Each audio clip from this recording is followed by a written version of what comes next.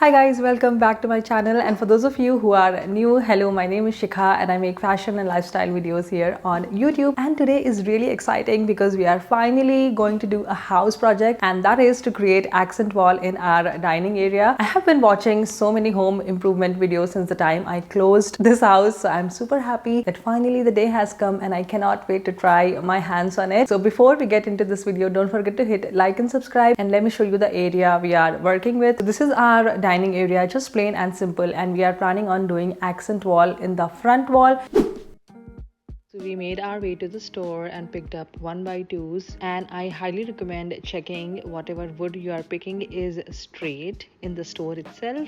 Trust me, it's going to save you a lot of hassle in the end. And we picked up pre-primed wood. Trust me, that's going to make your life so much easy.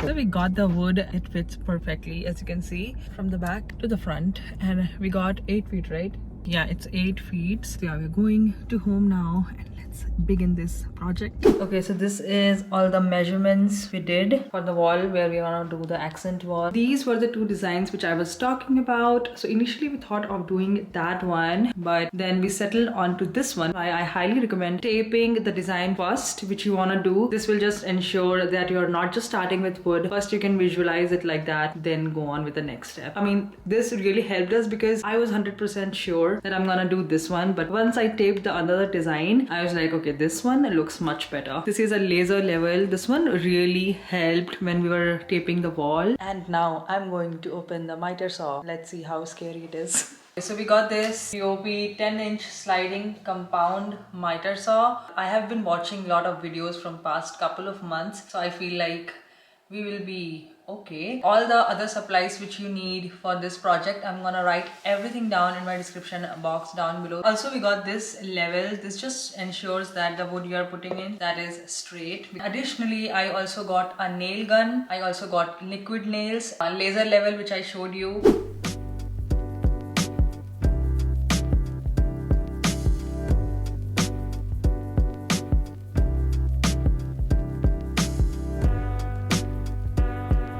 So this is the empty dining area. We removed everything as of now from here. We will be working on that wall right over there. We have square design, so that's the reason why we chose something vertical here. So we have to cut 30 pieces of wood, each of 51 inches. So we found a really cool hack where you do not have to measure again and again. So this is how the whole setup looks like. So we have a large piece of wood which we clamped on both the ends so that it's all nice and secure. So this is a 8 feet of wood and we want 51 inches of wood. So what I'm gonna do is I'm gonna take it, place it here, and the measurement from here to that spot, the wooden block which you can see, is 51 inches. So we took a pencil, marked it here, placed a wood block with a clamp here so that it's all nice, tight and secure. So what happens when you take the big piece of wood, instead of measuring it again and again, you just slide the wood up to here. From here to here, it's 51 inches.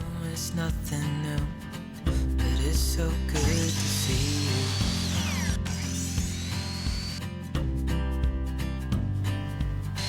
We do this every day, and I'm still so.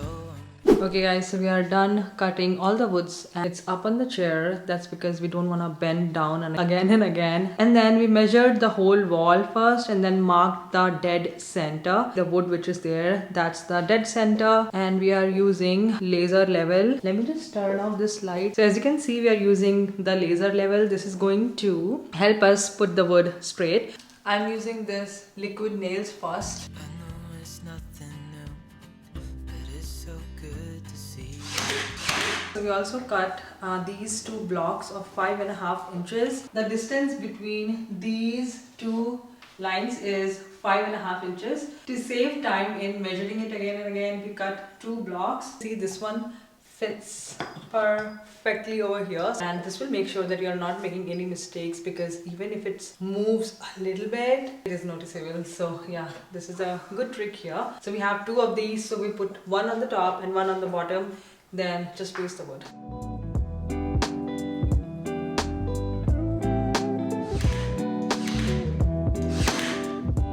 have crown molding on top, the white one, and the baseboard. We didn't remove the baseboard, so that is the reason why the wood length we used, both are equal, but depending on your wall, if you do not have crown molding or baseboard, you can do one longer piece and one shorter piece. That also looks amazing, but for us this one works well. Okay guys, so we are partially finished. We are out of wood right now, so we have to stop right now. So that's a tip here, always get extra wood because you can always return it later on if you don't need it. Okay, so this is the next day. I went to the store for picking up paint. So I got these two samples of paint and I went with green shade. I really wanted to do something dark over here, and some of you guys over Instagram said to go with black, but I feel like black will be too much because it's not that high ceiling and the light fluctuates here. So I thought if we are going for something darker, let's go with green. I got two colors. Time to test. Oh my god, look at the color, it's so pretty. This is the second color. I feel like that one is too green. This has a little hint of olive. Yeah, we'll see. We do have to test it in natural light as well tomorrow. My brain is literally not working right now. This is the toughest part, to choose the paint color.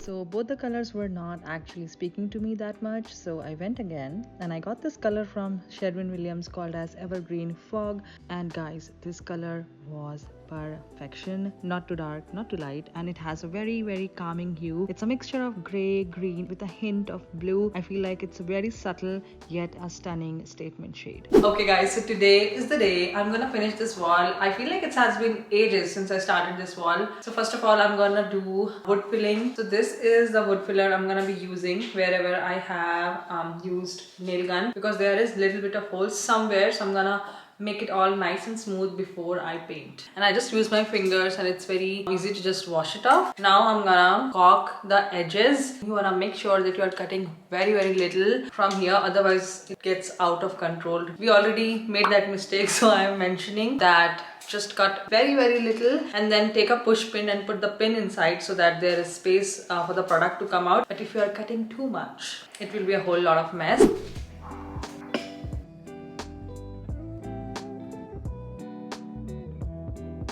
And then I'm gonna be using this spatula to remove the excess.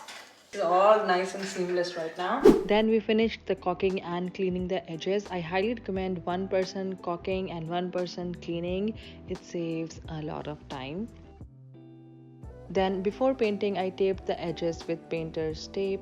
And I painted the rest of the two color with same as wall color because it was very dark green, and if I'm painting like lighter color on top of it, it might bleed or it might show. And also I want to show you one trick which gives smooth line when you remove the tape off. This is the wall color which we have, Sherwin-Williams Agreeable Gray. On one side I'm gonna paint this, and on another side I'm not going to paint with this first. I'll just go with the green color and you will see the difference. So this side I did the gray one, and on top of that I did Evergreen Fog, and here only Evergreen Fog. So see the difference. Notice the difference between these two lines. Here a little bit of paint is bleeding, but here everything is like super clean.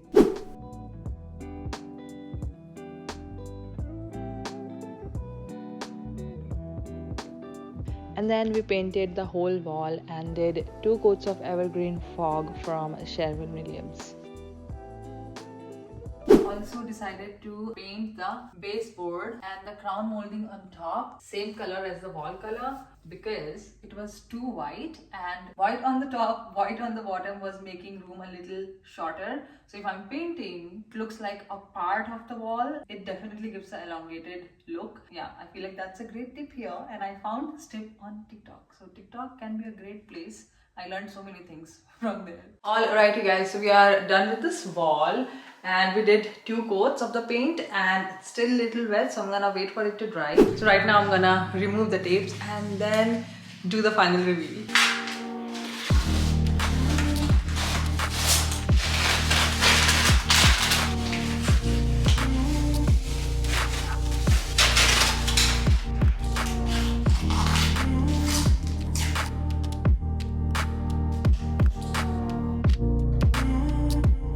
So so the accent wall is done and I'm super happy by the result. I feel like this accent wall added a lot of character to this room. I will be uploading a full dining room tour where I'll be sharing every little details about the things where I got from and every little detail. So watch out for that I will be uploading in next coming weeks. So let's quickly look at the before. There was nothing special going on. It was just plain simple gray wall. And now let's go to the final reveal in 3, 2, 1.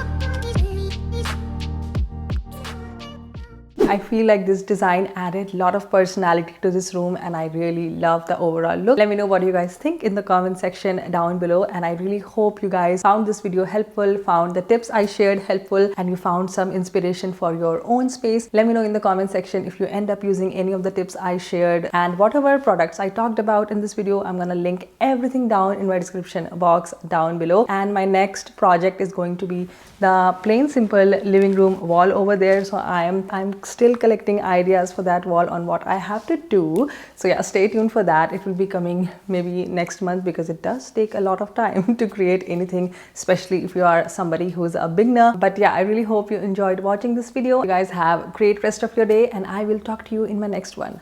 Bye.